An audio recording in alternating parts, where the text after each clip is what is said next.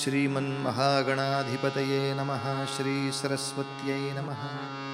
श्री गुरुभ्यो नमः। सर्वदेवेभ्यो नमो नमः। वक्रतुंड महाकाय सूर्यकोटिसमप्रभ निर्विघ्नं कुरु मे देव सर्वकार्येषु सर्वदा। गुरुर्ब्रह्मा गुरुर्विष्णुः गुरुर्देवो महेश्वरः गुरुः साक्षात् परब्रह्म तस्मै श्री गुरवे नमः। मूकं करोति वाचालं पङ्गुं लङ्घयते गिरिं यत्कृपात्तमहं वन्दे परमानन्दमाधवम्। ध सा रे ग रे ग रे ध सा रे ग म म ग रे ध सा। राम कृष्ण हरे हरे हरि जय जय राम। राम कृष्ण हरे हरे जय जय राम। राम कृष्ण हरे हरे जय जय राम। राम कृष्ण हरि हरि जय जय राम। राम कृष्ण हरि हरि जय जय राम। राम कृष्ण हरि हरि जय जय राम।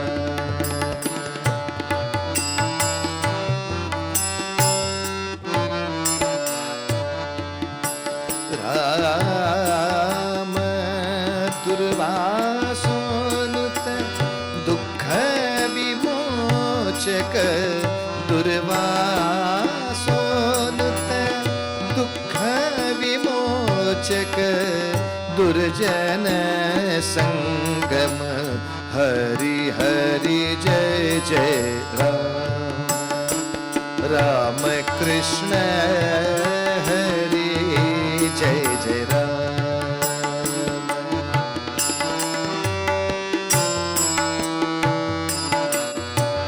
शरणागत शरणागत शरणागत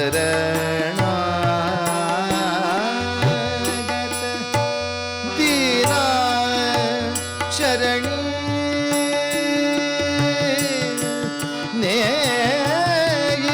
रे करुणा दृष्टि निहारी हरि जय जय राम।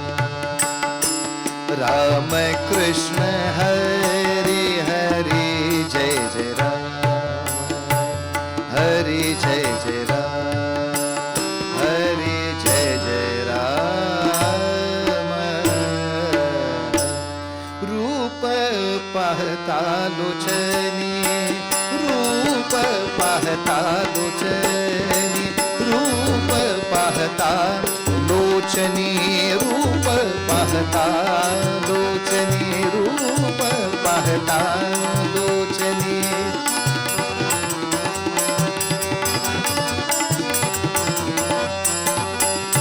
सुख झाले हो साजणी सुख झाले हो साजणी। तो हा विठ्ठल बरवा तो हा विठ्ठल बरवा तो हा विठ्ठल बरवा।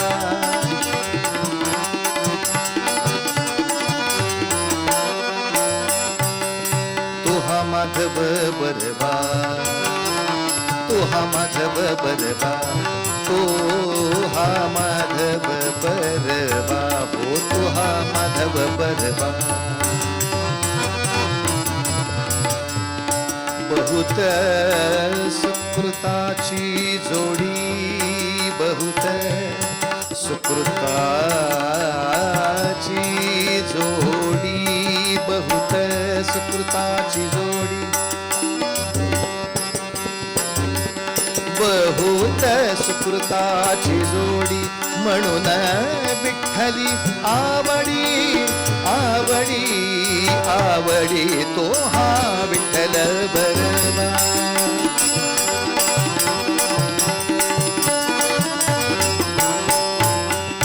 सर्व सुखाचे आगार सर्व सुखाचे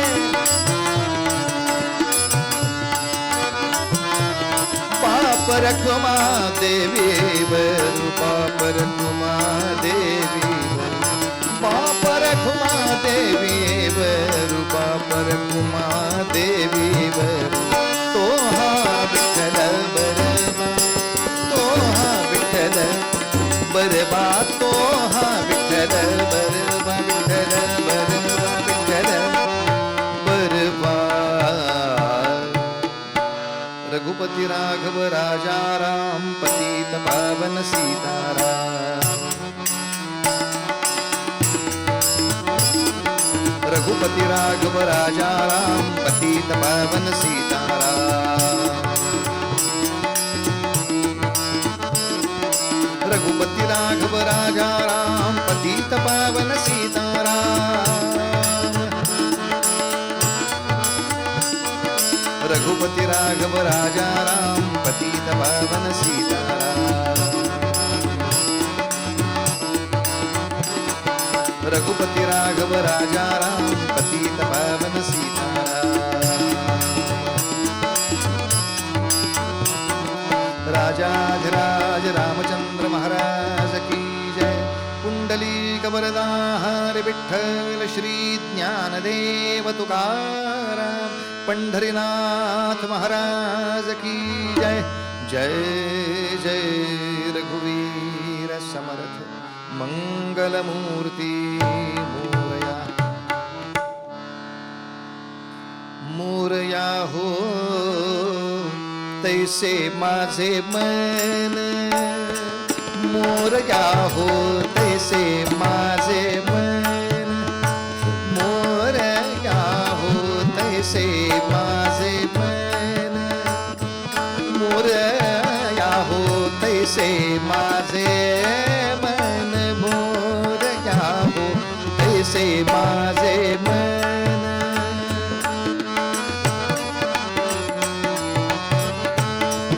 माझे मन तुझ कारण माझे मन तुझ कारण मोरया हो तैसे माझे मन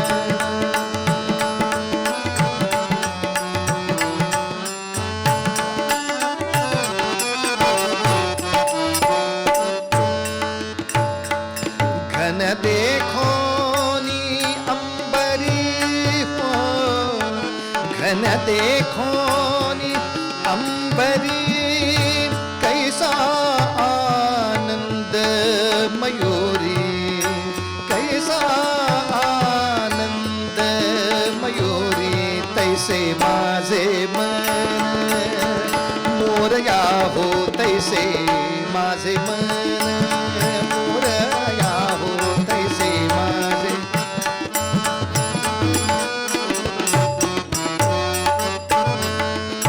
शशि देखो नीच कूर शशि देखो नीच कूर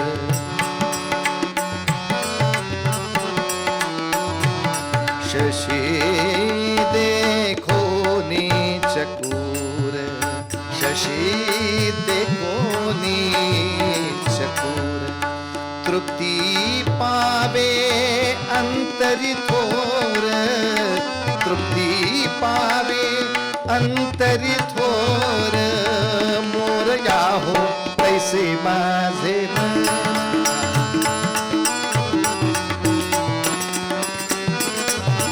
मोरया हो तैसे माझे मन तुझ कारण माझे मन तुझ कारण मोरया हो तैसे माझे मन मोरया हो तैसे माझे मन तैसे माझे मन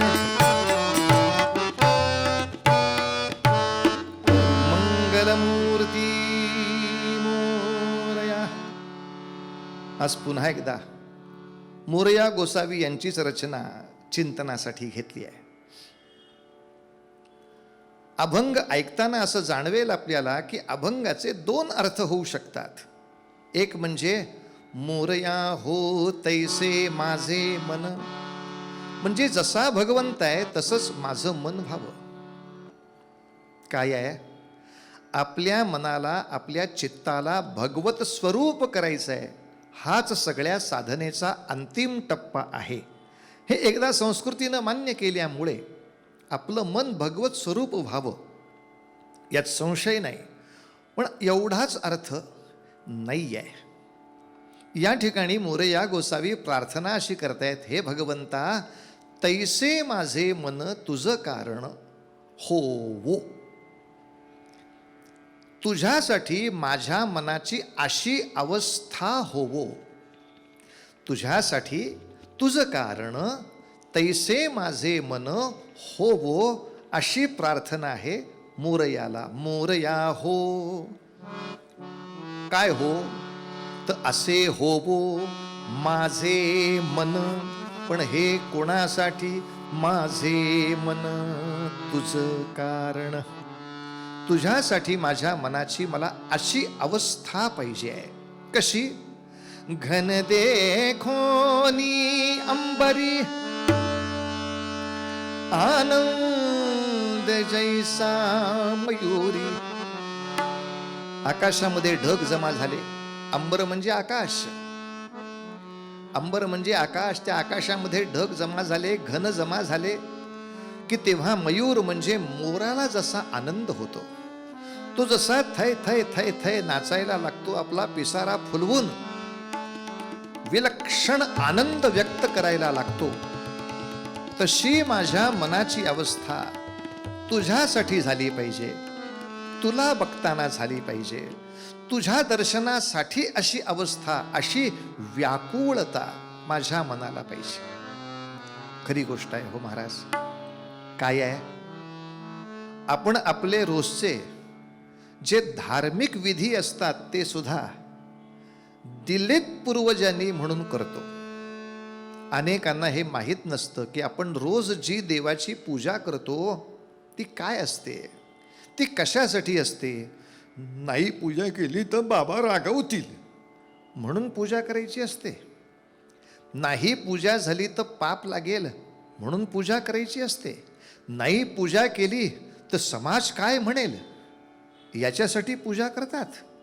छे, लक्षात घ्या, आपण जी अर्चन भक्ती करतो, आपण जी पूजा अर्चा करतो, हा आपल्या मनाचा क्रमविकास आहे.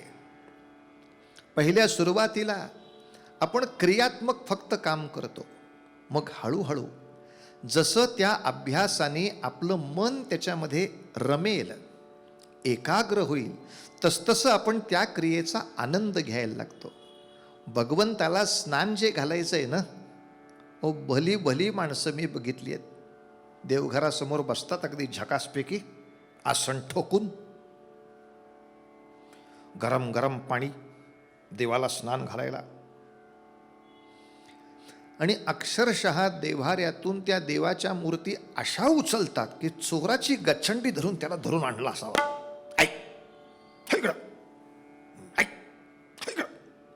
असं आणतात. याचा अर्थ इतकाच आहे की आमच्या माता पित्यांनी पूजा कर सांगितलंय, कशी कर नाही शिकवलं. शेजारी बसून शिकवावं लागतं आणि सांगावं लागतं. पूजेचा पहिला नियम आहे यथा देहे तथा देवे. तू स्वतःच्या शरीराची जशी शुद्धी करतोस तसं देवाच्या मूर्तीची करायची आहे. आमच्याकडेचे सगळे शहाणेच आहेत. आम्ही शुद्ध करण्यानी देवाचं काही अडलंय का? देव शुद्धच आहेत गाधड्या. देवाला शुद्ध नाही करायचंय, त्याला स्नान करताना तुला शुद्ध व्हायचंय. हे तुझ्यासाठीच भोजन चालू आहे. भगवंताचे मूर्ती एखादं लहान बाळ कसं आपण दोन हातांनी कडेवर उचलून आणतो ना, तशी गोडपणे घ्यायची आहे. ताम्हणामध्ये घ्यायची आहे, पटकन अंगावर पाणी नाही ओतायचं आहे. तुम्हाला चालतं का हो असं? जसं आपण स्नान करतोय तसं त्याला छान हळूहळू स्नान घालायचं आहे.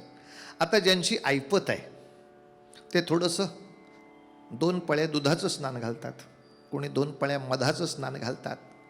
लक्षात घ्या, याच्यामध्ये जसा थोडासा श्रीमंतीचा हव्यास नाही, पण पाण्यापेक्षा अधिक काही अनेक चांगल्या गोष्टी भगवंतानी मला दिल्या आहेत. मग त्यातल्या 2 थेंबांनी त्याला ते अर्पण केलं तर काय बिघडलं हो? अशी एक छोटी सुंदर मनोकामना त्याच्या मागे आहे. छोटंसं त्याला अर्पण करावं. आणि त्याहून एक आणखीन त्याचा सुंदर अर्थ असा आहे की आपल्याकडे जी मूर्ती असते ना, ती धातूची असते. आणि तो धातू सुद्धा कधी चांदीची, कधी सोन्याची, कधी पितळ तांब्याची अशी मूर्ती असते. स्टेनलेस स्टीलची मूर्ती सहसा करत नाहीत किंवा असून नाहीये. याचं कारण, ज्या धातूवरून पाणी आलं आणि त्या धातूचा सद्गुण त्या पाण्यात उतरला तर त्या पाण्याची शक्ती वाढते. असे जे धातू असतील, सुवर्णाचं नाणं पाण्यात टाकून ठेवतात आणि त्याचा संपर्क झालेलं पाणी पितात, त्यांनी अंगातलं बळ वाढतं बरं. चांदी चाटवलेलं पाणी मुद्दाम पाजलं जातं. अशा मूर्तीला त्याच्या खांद्यावर सुंदर पाणी घालून स्नान करून त्याच्यामध्ये समजा 2 थेंब दुधाचे, 2 पळ्या मध असं असलं की त्याची शक्ती वाढत जाते, त्यातली ताकद वाढत जाते. अहो, ते तीर्थ म्हणून नंतर घ्यायचं आहे ना. आणि तीर्थ ते पवित्र तीर्थ म्हणून तर घ्यायचं आहे.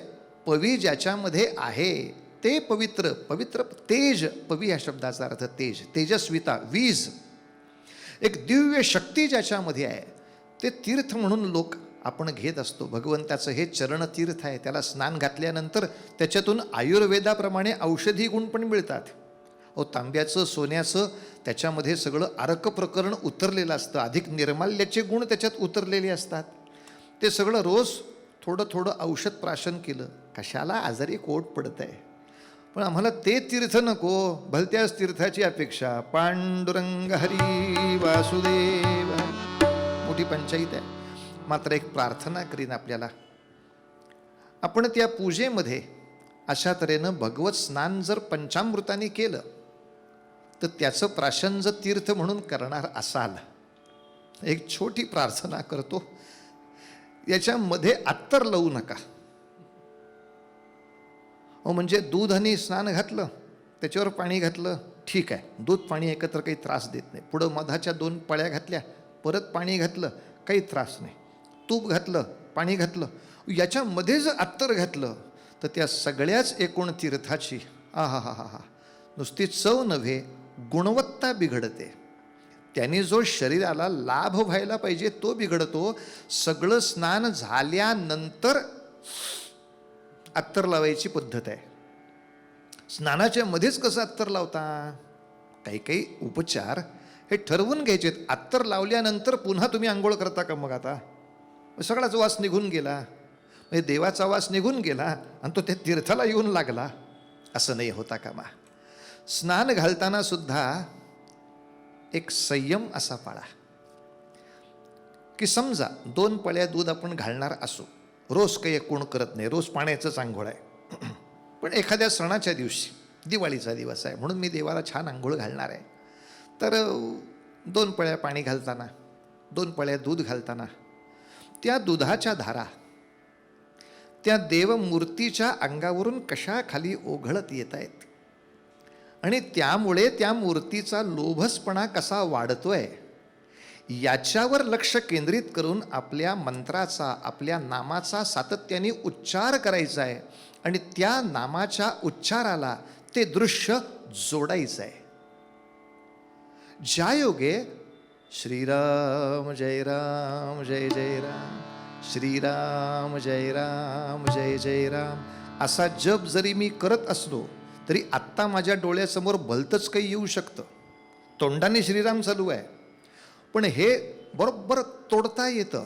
आता मी आंघोळ घालत असताना तो राम कसा दिसत होता तो मला दिसायला लागेल ना. श्रीराम जय राम जय जय राम. मग त्या रामाला मी छानपैकी त्या मूर्तीला पुसून ठेवलं, त्याच्यावर अशी गोड मस्त फुलं घातली. ऐका काय दिसत होता तेव्हा माझा तो राम. श्रीराम जय राम जय. त्याला असा छोटा छोटा छोटा मुकुट केला, तो मुकुट असा त्याला घातला आणि त्याच्या मुकुटामध्ये जे मणी होते ना, त्याचा असा लुकू लुकू लुकू लुकू प्रकाश पडला इकडे, आणि देवघराच्या इकडच्या बाजूला समई, इकडे समई, त्या ज्योतीचा प्रकाश, त्या मण्यांचा कितका गोड दिसत होता माझा राम. श्रीराम. ही सगळी चित्र आपल्या नामाला जोडली जातात, आणि त्याने जी एकतानता मिळते, ती जी एकाग्रता मिळते, त्याने आपली आध्यात्मिक प्रगती होणार आहे. म्हणून ती पूजा आपला विकास आहे, त्या विकासाच्या दृष्टीनं ते करायचंय. कुठं घणा घणा घणा घणा घणा घणा घणा घणा घंटा वाजवली, घणा घणा घणा घणा घणा घणा घंटा वाजवल्या. आमच्याकडं आरती म्हणताना सुद्धा अशी म्हणतात की त्याचा व्हॉल्यूम जर म्यूट केला तर ही माणसं शिव्या घालतायत का काय असं वाटावं. अहो, चेहऱ्यावर भाव आहे का आरतीचा, प्रार्थनेचा. एक पाय पुढं एक पाय मागे, हे बाहेर दाखवतो तुला, असं उभं राहायचं आरतीसाठी. सख करता तो करता वार्ता फेकणार. आता काय करावं त्या गणपतीनं तरी मला सांगा. आरती या शब्दाचा अर्थच जिथे आर्तपणे केलेली प्रार्थना आहे, त्यातली आर्तता ही माझ्या शब्दामध्ये, माझ्या स्वरामध्ये, माझ्या कृतीमध्ये दिसायला पाहिजे का नाही. आणि असं मी रोज माझ्या घरातल्या माझ्या देवांची पूजा करतो. एक दिवस जर गावी जावं लागलं, 2 दिवस गावी राहावं लागलं, तर अशी अवस्था झाली पाहिजे. केव्हा एकदा घरी जातोय, जशी आपल्या शाळेमध्ये शिकणाऱ्या मुलांची होते ना, ते शाळेच्या सहलीसाठी गेले, त्या सहलीमध्ये कितीही रमले तरी परत येताना ती जी ओढ लागली असते, कधी एकदा आईला जाऊन भेटतो, कधी एकदा बाबांना जाऊन भेटतो, कधी एकदा हे सगळं त्यांना सांगतो, काय काय गंमत झाली, काय काय मज्जा झाली.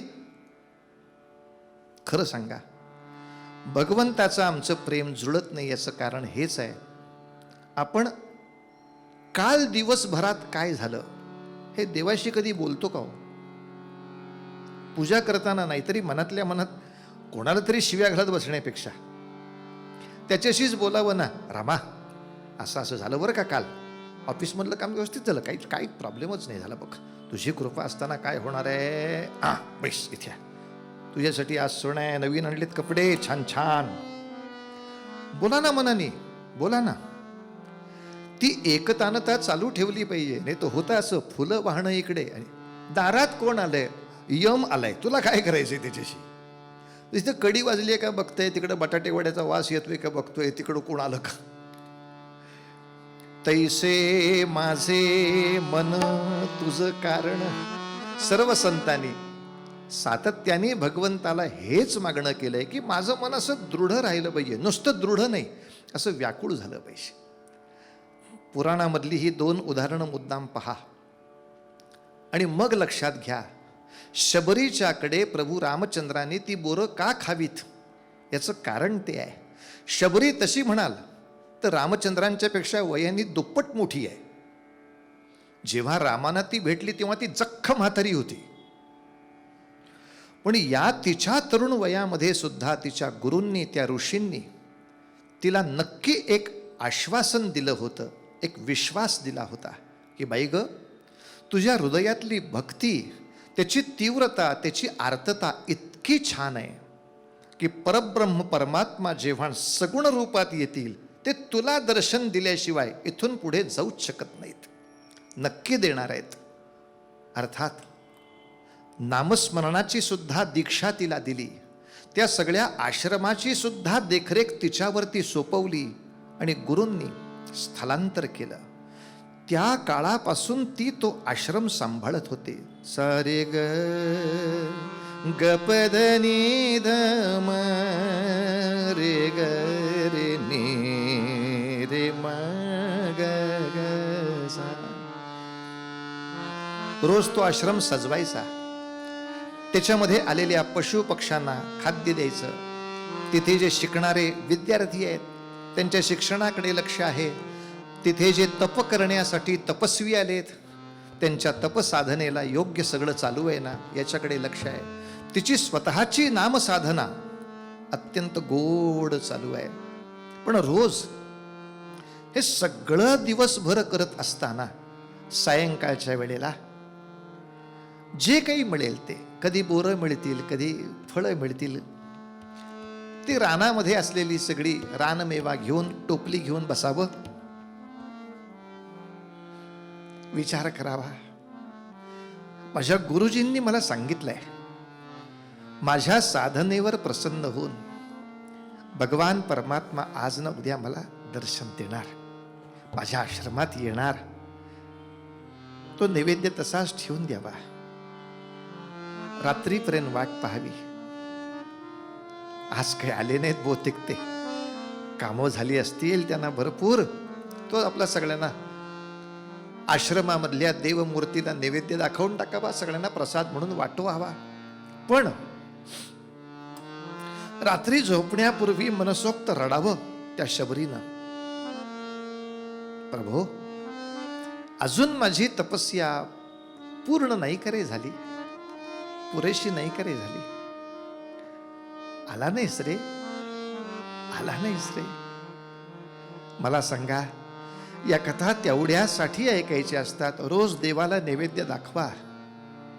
आपल्याला माहिती आहे तो येऊन काही घेत नाही त्यातलं काही, पण तरी सुद्धा एक 4 वाक्य मनात भाव येवो न येवो, मनातल्या मनात म्हणूया तर खरी.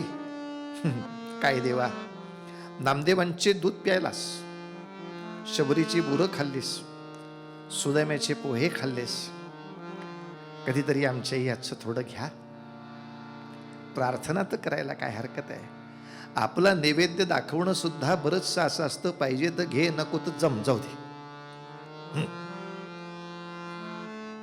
घाई मरणाची, त्याला भरवण्याचा भावच मनात नाही ना हो. देवाला नैवेद्य दाखवताना मनात भाव ठेवावा, रामा रघुनंदना, रामा रामा रघुनंदना, रामा आश्रमात या कधी रे येशील, आश्रमात या कधी रे येशील, रामा रघुनंदना, रामा रघुनंदना, रामा रामा येशील ना रे. मीन अहिल्या शापित नारी, मीन जानकी राजकुमारी, दीन रानची वेडी शबरी, वेडी शबरी, तुझ्या पदांचे अखंड चिंतन, तुझ्या पदांचे अखंड चिंतन, ही माझी साधना. रामा रघुनंदना, रामा रघुनंदना, रामा रामा रघुनंदना, रामा. गणेश उत्सवामध्ये गणेशाला नैवेद्य दाखवताना, गणेशाची आरती करताना, गणेशाची सजावट करताना मनामध्ये भाव एकच असावा की जेव्हा मी या ओंकाराचा जप करीन, जेव्हा मी या गणेशाचं स्तोत्र म्हणेन, जेव्हा मी या गणेशाचं संकट नाशनाचा स्मरण करेन, तेव्हा हे मी सजवलेलं, मी नटवलेलं, मी नैवेद्य दाखवलेलं हे गणेश मूर्तीचं चित्र अखंड माझ्या डोळ्यासमोर असंच प्रगटपणे उभं राहो. या ठिकाणी मोरया गोसावी विनंती अशी करतायत, देवा शशी देखोन चकोर. शशी म्हणजे चंद्र. त्या चंद्राला बघितल्यानंतर चकोर नावाचा हा एकच पक्षी असा आहे, तो चंद्राची अशी काही वाट पाहतो, त्याच्याशिवाय तो जलप्राशन करत नाही. त्याला तो शशी म्हणजे चंद्र दिसल्यानंतर त्याच्या मनाला जी तृप्ती मिळते, हा कधी एकदा चंद्र पाहायला मिळतोय असं जसं चकोराला वाटतं, कधी एकदा ढग पाहायला मिळतोय आणि मला नाचायला मिळतंय असं जसं मयूराला वाटतं तसं देवा कधी एकदा मी तुझ्याकडे येतोय, कधी एकदा तुला भेटतोय, कधी तुझी पूजा करतोय, कधी तुझ्याशी संवाद करतोय, कधी तुझ्या नामामध्ये तल्लीन होतोय गातोय, असं होऊन जाणं ही भक्तीची अतिशय परमोच्च अवस्था आहे. पूजा, भजन, कीर्तन हे सगळे विधी आपल्या मानसिक उन्नतीसाठी आहेत. हे दुसऱ्यासाठी नाही जपायचं, आपल्यासाठी करायचं आहे. एवढं लक्षात घेतलं म्हणजे मग सारं जीवन पूजामय होऊन जातं, सारं जीवन भक्तिमय होऊन जातं. असं भक्तिमय जीवन आपलं व्हावं म्हणून या ठिकाणी महाराज विनंती करतात, मोरया हो तैसे माझे मन, मोरया हो तैसे माझे मन, मोरया हो तैसे माझे मन, माझे मन तुझ कारण हो, माझे मन तुझ कारण, मोरया हो तैसे माझे मन, मोरया हो तैसे माझे मन, मोरया हो तैसे माझे मन, तैसे माझे मन, तैसे. मंगलमूर्ती मोरया. परंपरेप्रमाणे थोडा वेळ नामस्मरण करूया आणि छान गोड नामस्मरणानंतर आता मी वेगळं सांगायला नको तुम्हाला की या नामस्मरणाच्या वेळेला सुद्धा आपला भाव जो आहे ना आर्त ठेवा. मनातून अगदी प्रेमाने नामाचा उच्चार करा. काय असतं, शब्द जितके महत्वाचे असतात तितका त्यामागचा भाव सुद्धा महत्वाचा असतो. समोरच्या कुठल्याही गोष्टीला आपली भावना जास्त आधी पोचते. शब्द मागे पुढे झाले तरी थोडे भजनामध्ये चालतात. जसं आपल्याला आई हाक जेव्हा मारते, हे बंड्या इकडे, आता या बंड्याच्या ऐवजी ती समजा एकदा गुंड्या म्हटली, त्याने तुम्हाला फारसा फरक पडत नाही का, या एका तिच्या एकारामध्येच तिचं तुमच्याबद्दलचं असलेलं कळवळ्याचं प्रेम जे तुमच्यापर्यंत पोचलंय. आता तिनं धोंड्या जरी म्हटलं तरी तुम्ही उठून जाणारच आहात. पण त्या तिच्या हाकेमध्ये ये हट तिथून असा कुठेही उन्मत्तपणा नसावा. आई जशी लेकराला हाक मारती असावी, लेकराने जसं आईला बोलवावं तसं गोड भजन तुमच्या आमच्या मुखातून नेहमी यावं. आजच नव्हे किंवा फक्त कीर्तनापुरतं नव्हे, जेव्हा भजन मंत्र पूजन असेल तेव्हा आपलं हृदय त्या चरणाशी आर्त राहावं, म्हणजे आपली आध्यात्मिक प्रगती निश्चित होत राहते. सगळे छान भजन करूया. रघुपती राघव राजा राम पतित पावन सीताराम,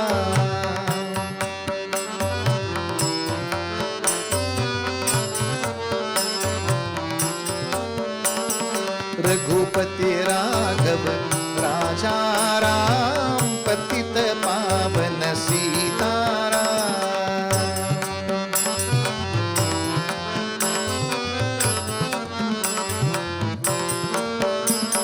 रघुपती राघव राजा राम पतित पावन सीताराम,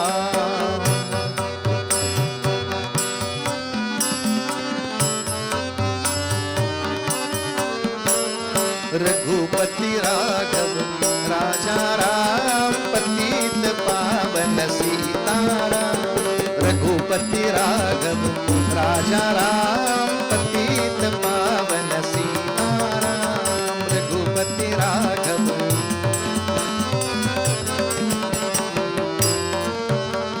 राजाधिराज रामचंद्र महाराज की जय.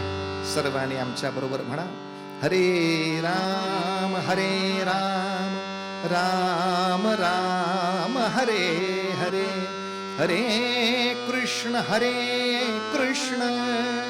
कृष्ण कृष्ण हरे हरे. गोपाल कृष्ण महाराज की जय. कालपासून महोत्कट विनायकाचं कथानक सुरू झालंय. या कथानकाप्रमाणे गणेशाने प्रत्येक वेळेला शिवपार्वतीच्या पोटीच जन्म घेतला असं नाहीये. गणेशांचे अनेक अवतार आहेत. लक्षात घ्या, शिवपार्वतीच्या पोटी झालाय तो गणेशांचा अवतार आहे. आणि एवढ्याचसाठी गणेशांचं मूळ स्वरूप आहे ते ओंकार स्वरूप आहे. जसं देवकीच्या पोटी झाला तो विष्णूंचा अवतार, कौसल्येच्या पोटी झाला तो विष्णूंचा अवतार, त्याच्या आधी विष्णू आहेतच.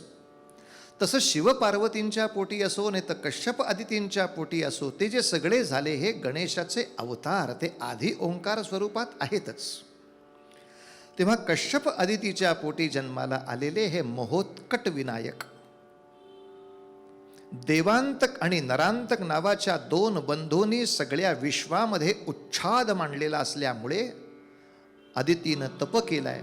या तपश्चर्येचं फळ म्हणून हा प्राप्त झालेला पुत्र आहे, ज्याच्या मुंजीमध्ये राक्षसांनी विघ्न आणायचा प्रयत्न केलाय, पण त्याच्यातून तो बचावलाय. पण सर्व अत्याधुनिक शास्त्रांनी त्याला सिद्ध केला आहे तो नरांतक देवांतकाच्या पराभवासाठीच. पण भारतवर्षामध्ये आता जावं कसं, शिरावं कसं, अशी मनामध्ये द्विधा परिस्थिती असताना प्रश्न सुटला. कारण भारतवर्षामध्ये सगळ्या भारताचं जे मुख्य धार्मिक केंद्र, ज्याला काशी असं म्हणतात, तिथलाच राजा स्वतः आला आणि तो कश्यपांना म्हणाला त्यांच्या पुत्राचा विवाहविधी आहे तो संपन्न करण्यासाठी कश्यपांनी यावं. ही संधी कश्यप ऋषींनी साधली आणि ते म्हणाले मी येत नाही, माझ्या या पुत्राला घेऊन जा, मात्र प्राणापणाने सांभाळ बरं. हे लेकरू म्हणजे एक वेगळाच चमत्कार आहे, मोठ्या तपस्येनं जन्माला घातलेला आहे, अजून लहान आहे, सांभाळशील न रे बाबा. काशीराजांनी होकार दिला आणि त्याच्या सोन्याच्या रथामध्ये बसून धाड धाड धाड धाड धाड धाड धाड रथ भारतवर्षाकडे निघाला. मात्र मार्गामध्ये या देवांतक नरांतकाचा जो सीमारक्षक होता, मोठं झकास नाव होतं त्याचं, धूम्राक्ष सैन्य नायक, धूम्राक्ष सैन्य नायक, सेनेचा दागवाल अधिकारी.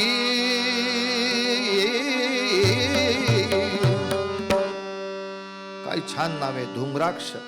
धूम्र म्हणजे धूर, सारखा डोळ्यात दूर गेल्यासारखा तारवटलेल्या डोळ्यांचा असा धूम्राक्ष. तो उभा राहिला, त्यांनी रथ थांबवला. राजे कोणाला घेऊन चाललायत? हे आमचे कुलपुरोहित आहेत, आमच्या मुलाचा विवाहविधी आहे. मी नरांतक महाराजांकडून तशी परवानगी घेतली आहे की या विवाहविधीसाठी आम्ही कुलपुरोहित कश्यपांच्याकडूनच बोलवणार ना, ते आमचे प्रमुख आहेत. तेव्हा आज कश्यप त्यांना अनुष्ठान आहे, त्यांनी पुत्राला पाठवलं आहे. धूम्राक्ष म्हणाले आम्ही एवढे वेडे आहोत असं नका हो समजू. आदिती कश्यपाने का तप केलं तेही आम्हाला माहिती आहे, या चिरंजीवांची महती काय तीही आम्हाला माहिती आहे. आणि नेहमी सत्तेचा नियम हाच असतो, शत्रू लहान असतानाच संपवावा. अग्नी असो, रोग असो, नाही तर शत्रू असो, मोठा झाला की ते आवरणं अवघड होतं. बस या छोकऱ्याला आमच्या ताब्यात दे आणि तुला कुठं जायचं तिकडं जा, कोणाला तरी घे. काशी क्षेत्रामध्ये काही उपाध्याय लोकांची कमी नाही, त्यांना कोणाला तरी घेऊन विवाहविधी संपन्न कर. कुठे स्वतःचा जीव धोक्यात घालतोस या एका पोरासाठी? काशीराजा म्हणा या ऐकत नाहीत. आता काय करायचं गणेशा?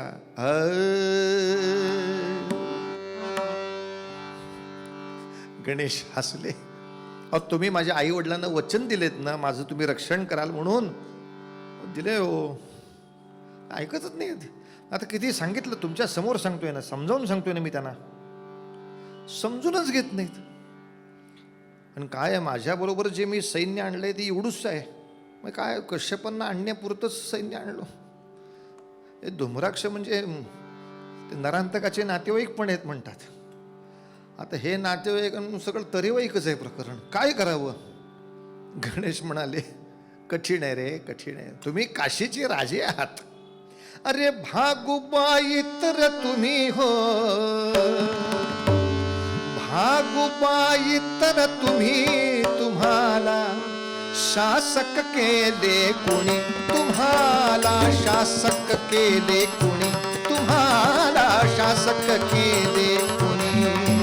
अरे भागुबाई तर तुम्ही, तुम्हाला भागुबाई तर तुम्ही, तुम्हाला शासक केले कुणी, तुम्हाला शासक केले कुणी. काय हो, अहो रक्षण करणे तुमचा बाणा, रक्षण करणे तुमचा बाणा, शब्द पाळणे अर्पुन प्राणा, शब्द पाळणे अर्पुन प्राणा. धर्मराजांचा हा जाणा, धर्म राजांचा हा जाणा, कलंक आणता तुम्ही, तुम्हाला शासक केले कुणी, तुम्हाला शासक केले कुणी, तुम्हाला शासक केले. अहो भागुबाई तर तुम्ही हो, भागुबाई तर तुम्ही, तुम्हाला शासक केले कुणी, तुम्हाला शासक केले कुणी, तुम्हाला. काय हो महाराज, तुम्ही काय हो असं करता? हा हो, मुळामध्ये तुम्ही प्रशासनाला उभे राहिलात तर काय दोन गुंड पुंड ह्या सगळ्या लोकांच्या समोर तुम्ही स्वतःचे गुडघे टेकणार आणि न्यायाची जर हानी करणार असाल, झेपत नसेल तर सोडून द्या ना सिंहासन, दुसऱ्या कुठल्या तरी समर्थ माणसाला द्या. हे काय वेड्यासारखं सारखं रडत रावतासारखं बसणं ऐकतच नाही, ऐकत नाही. गणेशाला याचं कारण माहिती आहे. कारण एकच आहे, दुर्दैवानं भारतीय राजे त्या काळात असे विचित्र होते की अल्पसंतुष्ट. आपल्याला धनुष्य येते ना, तलवार येते ना, काठीनं चालवता येते ना, मारता येते ना, बास झालं की कशाला उगाच आणखीन अत्याधुनिक शस्त्र पाहिजेत. आपली तलवारच पुरेशी आहे, काठीच पुरेशी आहे. हो, उगाच काहीतरी बंदुकही नको, तोफाही नको, असलं काहीतरी अल्पसंतुष्ट विकृत मन भारतीय सज्जनांचं आहे. अत्याधुनिकतेचा त्यांना हव्यासच नाही. आणि आता असुर जे येतात, परकीय जे येतात, ते अत्याधुनिक यंत्रणा सुसज्ज करून येतात आणि शेवटी युद्धात त्याचाच जय होतो, ज्याची सैनिकी शक्ती श्रेष्ठ राहते त्याचाच. सैनिकी शक्तीमध्ये अत्याधुनिकतेचा अभाव, त्याच्यामुळे येणारा हा सगळा पराजय आणि त्यामुळे हे होणारं पराभवाचं मानसिकता. काय जमतंय का तुम्हाला काशीराजे यातलं काही? हो नाही हो.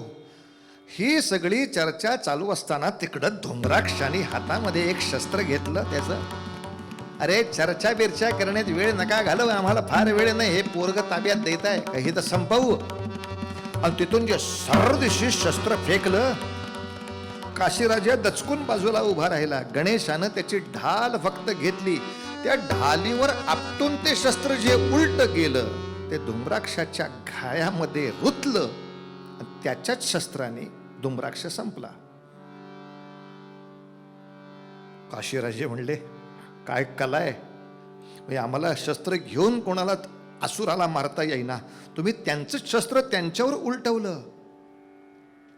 आता झालंय ना, आता निघूया ना, काशी नगरात जायचंय का हिथंच थांबायचं आहे? चला चला चला चला चला. धुम्रक्ष संपल्यानंतर तिथलं सगळं सैन्य शिबिर विस्कळीत झालं आणि तो रथ धाड धाड धाड धाड धाड धाड धाड धाड पुढे पुढे पुढे गेला गेला गेला गेला, थोडाच गेला. तेवढ्यात त्या धुम्राक्षाची 2 मुलं सैन्य घेऊन आली. एकाचं नाव मनू, एकाचं नाव जगन. पण काय असतंय, अशी सगळी मोठी फौज घेऊन ही माणसं त्या राजाला संपवण्यासाठी आलेली होती.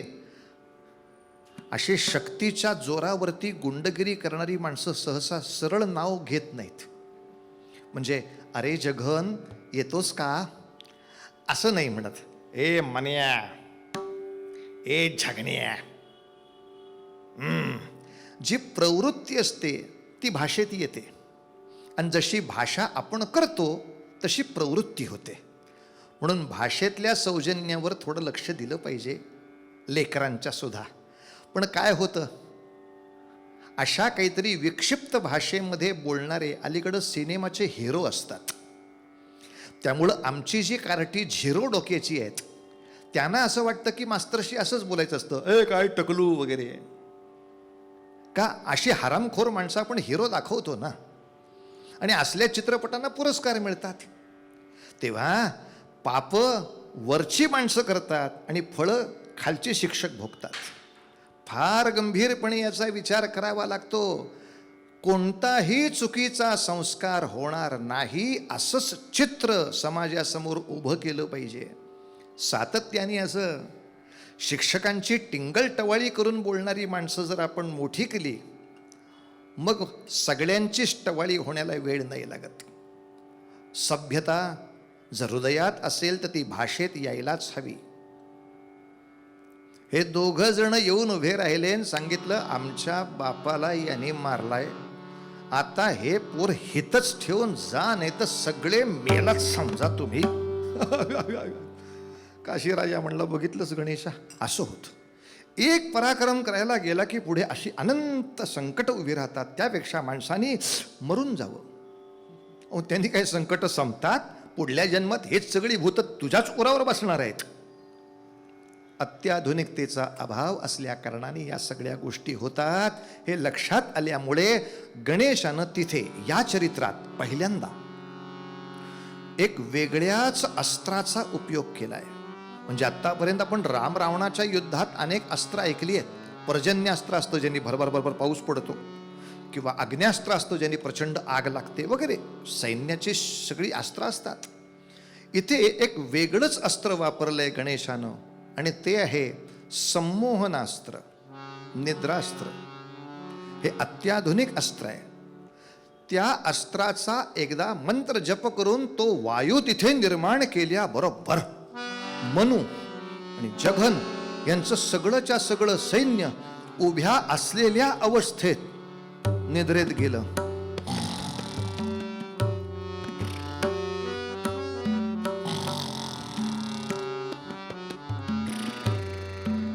Standing order.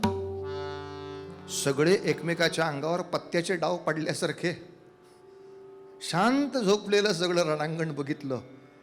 काशीराजे म्हणले, काय गणेशा, कौतुक नका करू, कधीतरी शिकून घ्या. म्हणजे दुसऱ्यांना किती येतं याचीच नुसती कौतुक नको. मी तुझ्या नगरात त्याच्यासाठी आलोय. तुझ्या मुलाचं लग्न मला फार महत्वाचं नाही आहे. आपल्या सर्व सैन्याला अत्याधुनिक पद्धतीनं सुसज्ज केल्याशिवाय याच्यातून तुमची माझी सुटका नाही. आणि अत्याधुनिकता ही प्रत्येक वेळेला वाईट असते असं नाही, चांगली पण असते. असो, आता हे संमोहनास्त्र जे आहे ते फार थोड्या वेळापुरतं आहे. ते हे थोड्या वेळाने सगळे जागे होणार आहेत. तेव्हा त्याच्या आत आपला रथ काशीनगरात पोचला पाहिजे हे लक्षात घेऊन त्या सैन्याला तसंच संमोहित करून धाड धाड धाड धाड धाड धाड मस्तपैकी काशी राज्यापर्यंत हा सोन्याचा रथ गेला. राज्यातले सगळे आनंदी झाले झाले झाले. चला चला, तोरणं लावायला घेऊया, केळीचे खांब लावायला घेऊया. का लग्नविधी आहे ना, पुन्हा तेच. अहो महाराज, शत्रू तिकडं झोपेत ना आता जागा झाला असेल, तो प्रचंड सैन्य घेऊन येऊन आपल्या समोर उभा राहील, त्याचा आधी विचार नको का करायला? आणि गणेशानं काय केलं पहा, शत्रूची मानसिकता लक्षात घेऊन काम करणं. काशीनगरामध्ये जे सैनिक होते, जी अनेक क्रीडा मंडळं होती, या सगळ्या मंडळांना एकत्र करून एक विचारणा अशी केली, तुमच्याकडच्या महिला युद्धाला तयार आहेत का? ओ शेवटी ते समाजाचं अर्धांग आहे ना. तेही दुर्बळ असेल तर मग यालाही नाही यालाही नाही असं नको व्हायला. महिला युद्धाला सबळ आहेत का? आणि लक्षात घ्या, हा पुराणांचा आदर्श पुढच्या सगळ्या पराक्रमी लोकांनी पाळलाय, सगळ्यांनी. म्हणजे जेव्हा शिवाजी राजांवरती संकट असेल, पन्हाळगडामध्ये शिवाजीराजे अडकून पडले असतील, तेव्हा जिजामाऊली म्हणू शकतात, मी तलवार उपसून शत्रूवर तुटून पडेन. त्याच्यामध्ये निपुण आहेत. बायकांनी काय लढायचं? अशी महिला मंडळाची योजना नाही. कित्येक वेळेला पुरुषांनाही जेव्हा जमलं नाही, तेव्हा महिषासुरमर्दिनीच्या रूपात स्त्रीनं पराक्रम करून दाखवलाय. पण आमचं सगळंच नवरात्र टिपऱ्या घेऊन खेळण्यापलीकडं काहीच करत नाही. त्याला तुम्ही काय कराल आणि मी काय कराल अशातली अवस्था आहे. पण बदलायला हवं नक्की. गणेशाच्या उत्सवामध्ये याचं चिंतन पाहिजे. किती अत्याधुनिक टेक्नॉलॉजी रोज येत असतात, आणि या सगळ्या टेक्नॉलॉजीनी तुम्ही आम्ही प्रभावित पाहिजे, प्रशिक्षित पाहिजे. अरे हे मला माहीत नव्हतं, हे मला कळत नव्हतं, हे आता आधुनिक स्पर्धेमध्ये चालत नाही. महिला तयार आहेत, अनेक महिला तयार झाल्या, पण पंचायत तीच होती त्या युद्धाला तयार आहेत. त्यांचे आईबाप युद्धाला पाठवायला तयार आहेत. ज्यांची लग्न झाली त्यांचे नवरे युद्धाला पाठवायला तयार आहेत. राजाच तयार नाही. अरे असे झाले जरी सैन्य हो तयार, असे झाले जरी सैन्य हो तयार, सिद्ध झाले जरी राष्ट्र हे हुशार, सिद्ध झाले जरी राष्ट्र हे हुशार, तरी राजा पाहिजे धीरवीर, तरी राजा पाहिजे. सैनिक, आधुनिक संशोधक सगळं सांगतीलही, राजे आपण हे करूया सैन्यात, महाराज आपण हे करूया. राजाला इच्छा पाहिजे ना हे करायची, काय करणार? परी राजा पाहिजे धीरवीर, युद्धशास्त्राचा रामबाण तीर, युद्धशास्त्राचा राम तीर. जरी सैन्य होत यार, असे झाले हो, असे झाले हो, असे झाले. महिलांचं सैन्य उभं केलं. सगळे म्हणले, हो गणेशा याचं काय करणार आहात? जरा गंमत बघा. कारण एवढ्या अत्याधुनिक साधनांनी युक्त असा सेनापती मिळालाय हे नरांतकाला समजलं. आता फार काळ इतर कोणाला पाठवून उपयोग नाही. आता त्या बुद्धीला तोडीस तोड देईल अशाच बुद्धीचा सेनापती नव्हे. नरांतक म्हणाला, मलाच जायला पाहिजे. आणि अवघ्या भारतवर्षामध्ये अन्याय अत्याचार करणाऱ्या सैनिकांना पाठीशी घालणारा नरांतक, अन्याय अत्याचार करणाऱ्या अनेक लोकांना प्रशासक म्हणून नेमणारा नरांतक, तो जेव्हा स्वतःच युद्धासाठी नगरीच्या समोरच्या समरांगणात येऊन उभा राहिला, तेव्हा गणेशानं अतिशय सोपी युक्ती केली. युद्धाला पहिलं महिलांचं पथक पाठवलं. राजे म्हटले, असं काय करता? अहो भल्या भल्या वीरांना सुद्धा जिथे कंप सुटतो त्याला बघितल्यानंतर महिला पथक काय पाठवता? जरा जरा जरा जरा थांबा, त्याच्या मानसिकतेचा विचार करा. आणि महिला पथक समोर युद्धाला पाहिल्यानंतर नरांतक शस्त्र चालविना. त्यांचे मुत्सद्दी म्हणायला लागले, महाराज काय युद्ध करायचं आहे का नाही? ओ कसं करणार? का? ओ या युद्धातनं कीर्तीच नाही ना.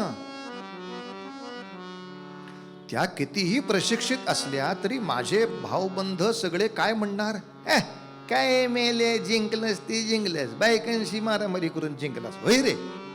पण सेनापती म्हटले, हे ठीक आहे, पण यांच्याकडनं हारलात तर केवढ्याला पडेल. पण अशा द्विधा मनस्थितीमध्ये स्त्रिया आल्यात युद्धाला, यांना काय येणार आहे? त्यामुळे मनुष्य ज्या ताकदीनं घाव घालतो त्या ताकदीनं तो लढत नाही. आणि आता यांचा नायनाट करायचा ठरलेल्या या सगळ्या दुर्गा चंडिका तयार झालेल्या असल्यामुळे यांनी अतिशय दुर्बळ असा आघात केला आणि गणेशाकडनं येणारा आघात असा प्रबळ सापडला. नरांतकाच्या सैन्याची धुळधांट झालीच, पण नरांतकालाही आपले प्राण गमवावे लागले. हा पराक्रम स्त्री सैन्याकडून करवून घेतला असे गणेश आहेत. आता पहा, आपल्या 1857च्या वीरांगना झाशीची राणी त्यांनी सुद्धा असंच महिलांचं पथक उभं केलं होतं. आणि पुढच्या कालखंडामध्ये सुभाषचंद्र बोसांनी सुद्धा आझाद हिंद फौजेमध्ये राणी लक्ष्मी रेजिमेंट अख्खी उभी केली होती. ही खऱ्या अर्थाने अत्याधुनिक गणेशाची पूजा, ही गणेशाची श्रेष्ठ पूजा. अरे गणेशानं जे जे मार्ग दाखवले, या सगळ्या महिला आमच्याकडे युद्धामध्ये कमी नाहीत. आम्ही उगा सिनेमात त्यांना कावळ्याची आवाज काढायला ठेवलेला आहे. हिरो आणि व्हिलनचे मारामारी सुरू झाली की आमच्याकडे हिरोईननं एवढंच करायचं, आओ आओ, तू कशाला मांजरासारखी बोंबलते येडे, घे ना काठी, येऊन उद्धली तिथे युद्धाला. पण आम्हाला किंकाळायचं शिकवलंय, संघर्षाला उभं राहण्याचं नाही. जेव्हा नरांतकाचा निपात झाला तेव्हा गावामध्ये आनंद आनंद आनंद आनंद आनंद साजरा झाला. प्रचंड आनंदले लोक. आणि असं ठरलं की या सर्व काशी नगरातून आता आपण या गणेशाची शोभायात्रा काढायची. विविध विविध वस्त्यांमध्ये जायचं. ज्या ज्या ठिकाणाहून त्यांनी आपल्याला या सगळ्या भगिनी वर्गाला धाडलं होतं, या सगळ्यांना आभार मानण्यासाठी जायचं. त्याचबरोबरीनं ज्या लोकांनी पैशाची जास्तीची मदत केली या अत्याधुनिकतेसाठी, त्या सगळ्या श्रीमंत लोकांना भेटी गाठी घ्यायच्या वगैरे वगैरे वगैरे अनेक गोष्टी होत्या. आणि ठरलं एक मोठी शोभायात्रा निघणार. आणि हा गणेश बाळ म्हणजे खरंच बालस्वरूपातच होते हो, अजून कुठे मोठे झाले होते. हे सगळ्यांच्याकडे येणार. आता प्रत्येकाला वाटे माझ्याकडे गणपती आला पाहिजे, माझ्याकडे आला पाहिजे. आणि या काशीनगरामध्ये, काशीनगराच्या दुर्दैवानं एक अतिशय गरीब अशी वसाहत होती. आणि त्याच्यातही खूप गरीब म्हणून म्हणावं असं एक कुटुंब होतं. यांचं नाव गणेश पुराणामध्ये आहे. त्या पतीचं नाव शुक्ल असं आहे, पत्नीचं नाव विद्रुमा असं आहे. आम्ही आमच्या राज्यातल्या गरीब वस्त्यांच्याकडे लक्ष देतो, या वाक्यातच एक उणीव आहे की आमच्याकडे अजून गरीब वस्त्या आहेत. या शब्दातच एक शल्य आहे की अजूनही माझ्या राज्यामध्ये ज्यांना गरीब म्हणावं असे लोक आहेत. का नाही मी या सगळ्यांना एका विशिष्ट सामान्य पातळीवरती आणू शकत आत्तापर्यंत? काशीनगरात सुद्धा गरिबांची वसाहत ही होती. आणि त्यात गरिबांनी ज्याला गरीब म्हणावं आमच्या सुद्धा बरोबरीचा नाही, असे ते शुक्ल विद्रुमा ते दोघं जण होते. गणेशाचं हे कौतुक आहे. गणेशानं सगळ्या लढाऊ महिलांच्या घरांची तर माहिती घेतलीच, ज्या श्रीमंतांनी धन पुरवलं त्यांचीही माहिती घेतली. पण काय आहे, आपलं राज्य प्रामाणिकपणे गरिबासाठी काम करतं असं जर कळलं तर या गरिबा इतका युद्धाला उभा राहणारा दुसरा कोणी नाही. याच्या इतका युद्धाला उभा राहणारा दुसरा कोणी नाही. आपल्याला अनेक उदाहरणं दिसतील. मी एक सूचना देतो, आपण अनेक शोधा की खरंच असा राजा असल्यावर किती फरक पडतो. जेव्हा अक्षरशः एखाद्या अंगठीतल्या खड्या एवढंच हिंदवी स्वराज्य होतं, जेव्हा त्या हिंदवी स्वराज्यातल्या प्रत्येकाला समजलं की राजा झटतोय तो आमच्या सगळ्यांच्या हितासाठी, गोर गरीब त्याच्या राज्यात नंतर राहणारच नाही, ही खात्री झाल्यानंतर शिवाजी राजासाठी आपला जीव देण्यासाठी त्यांचा शिवा न्हावी तयार झाला, अशी कथा आहे ना. एखाद्या न्हाव्याला वाटावं की मी राजासाठी माझे प्राण द्यावेत. का? राजा तसा नसेल तर अशी इच्छा नाही होत. जाऊ देव, तुमचे प्राण जावो, यांचे प्राण जावो, सैनिकांचे प्राण जावो, नाही तर रक्षकांचे प्राण जावो. आपला राजा दुष्टांच्यासाठी न्यायालय चालवतोय ना आपल्याला वाऱ्यावर सोडतोय. कशाला राखायचं? मेलेलं असंच मेलं तर चांगलं. ही भावना रक्षकाच्या मनात येते, ही भावना जनतेच्या मनात येते. आणि नुसती शस्त्र लढत नसतात, जनतेची भावना देशाला जिवंत ठेवत असते. ही भावना कायम राहण्यासाठी या सगळ्यांची अतिशय अचूक माहिती गणेशानं मिळवली. सगळी गरीब वस्तीतली माणसं सुद्धा टिंगल करायची, का रे येड्या, समजा गणपती घरी आला, काय देणार त्याला? म्हणले, मी काय देणार, माझ्याकडे फक्त तांदूळ आहेत थोडेसे, त्या तांदूळाची एक गोड अशी पेज केलेली आहे, तांदूळाची पेज देईन. तांदूळाची पेज देणार. गणेशाला गणेशाला गणेशाला सगळे श्रीमंत लोक आपापल्या घरामध्ये सफरचंद कापून बसलेत. सफरचंद, पेरू, डाळिंब, काजू, बदाम, पिस्ते हे सगळं सोडून तुझ्याकडे तांदूळाची पेज प्यायला येणार आहे काय रे गणपती? समजा नाही आले तर आमची तपस्या नाही असं आम्ही समजू, पण समजा आमची तपस्या असेल. या गरिबीमध्ये सुद्धा आयुष्यात कधीही धर्माचं उल्लंघन आमच्याकडून झालं नाही. या दारिद्र्यामध्ये सुद्धा कधी आमचं नित्य पूजन, अध्यात्म, जप, जाप्य कधीही चुकलं नाही. आणि या दारिद्र्यात सुद्धा देशाच्या हाकेला आम्ही मदतीला उभं राहिल्याशिवाय कधी राहिलो नाही. एवढं तप जर भगवंतापर्यंत नाही पोचलं म्हणून काही तप कमी होत नाही, पण आम्हाला खात्री आहे तो येईल, नक्की येईल. आणि आमच्या जीवनाला असा आनंद देईल कसा, शशी देखो न चकोर, हो शशी देखो नि चकोर, तृप्ती पावे अंतरी थोर, तृप्ती पावे अंतरी थोर. मोरया हो, हो मोरया हो, मोरया हो तैसे माझे मन रे, मोरया हो तैसे माझे मन, मोरया हो तैसे माझे मन, तैसे माझे मन, तैसे मंगलमूर्ती